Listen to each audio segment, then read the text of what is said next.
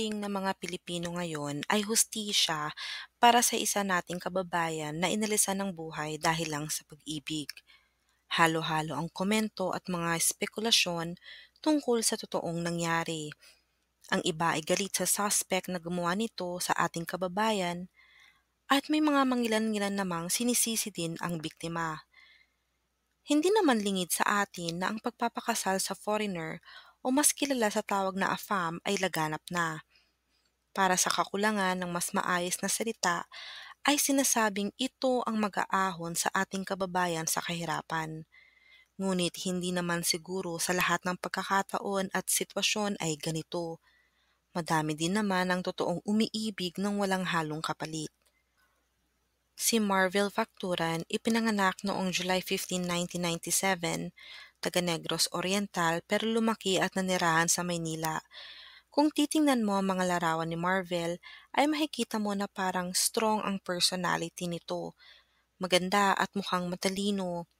Active din ito sa social media kung saan ibinabahagi nito ang kanyang mga interes at mga pinagkakaabalahan. Tulad ng iba sa atin, ay nangarap si Marvel na magmahal at ang pangarap na ito ay natupad nga nang makilala niya si Mitya noong nakaraang taon ng January. Si Mitya ay taga Slovenia, gwapo at mukhang mabait sa unang tingin. Ito ay isang online teacher kaya sa tingin ko, ito ang dahilan kung bakit madaling nagkaintindihan sa komunikasyon ang dalawa. Bukod dito, si Mitya ay sobrang makajos. Makikita sa mga old post nito sa social media ang kanyang pagiging Kristiyano. Ito din ang isa sa mga nagustuhan ni Marvel dito. At sino nga ba ang hindi? Kapag sinabing ang isang tao ay makajos, ay agad natin itong pinagkakatiwalaan. Nagpatuloy ang kanilang pag-uusap hanggang sa nagpa siya si Mitya na lumipad papuntang Pilipinas para makita na nga ng personal si Marvel. Noong July 2024 ay nagkita nga ang dalawa. Makikita sa mga larawan ng saya at pag-iibigan sa mata ng magkasintahan. Sa kanilang mga Facebook post ay tila may forever na nga.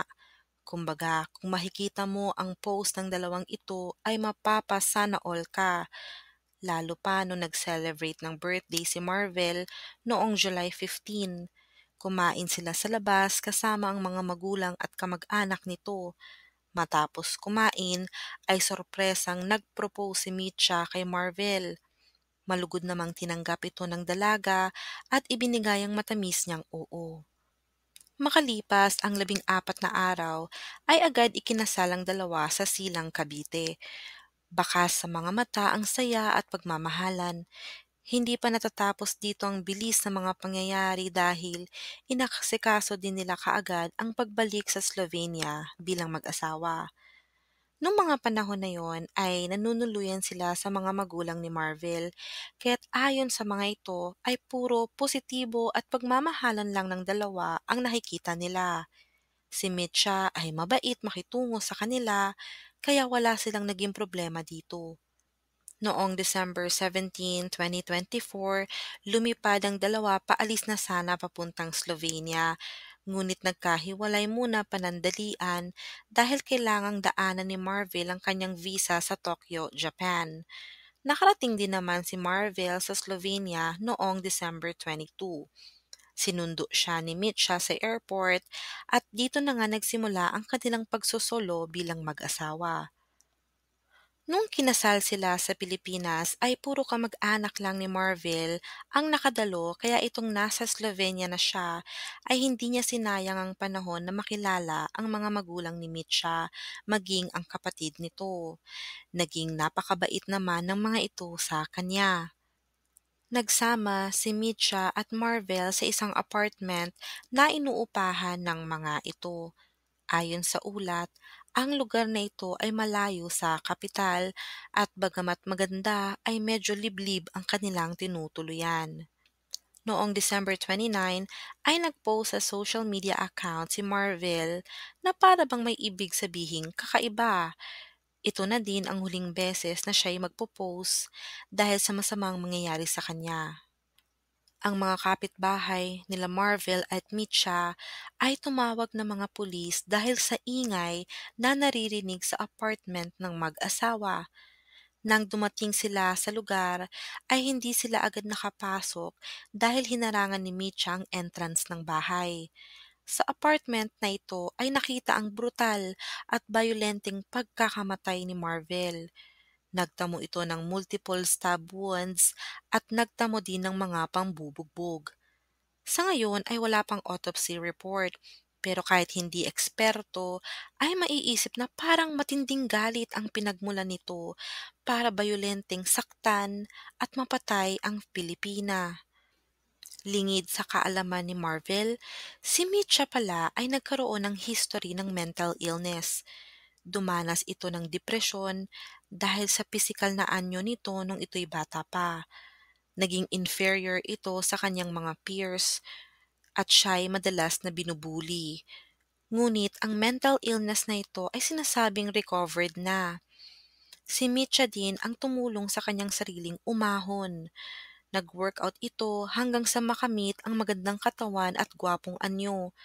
Bukod dito ay naging motivational speaker din ito. Nagkaroon din ito ng iba't ibang social media accounts kung saan ibinabahagi nito ang kanyang mga karanasan upang maging inspirasyon sa iba. Sa ngayon, ang kasong ito ay patuloy na gumugulong. Si Marvel ay nasa isang mental institution ngayon. Hindi pa malinaw kung ano ang nag-trigger sa kanya para sa isang iglap ay mag-snap at ito ang gawin sa kanyang asawa.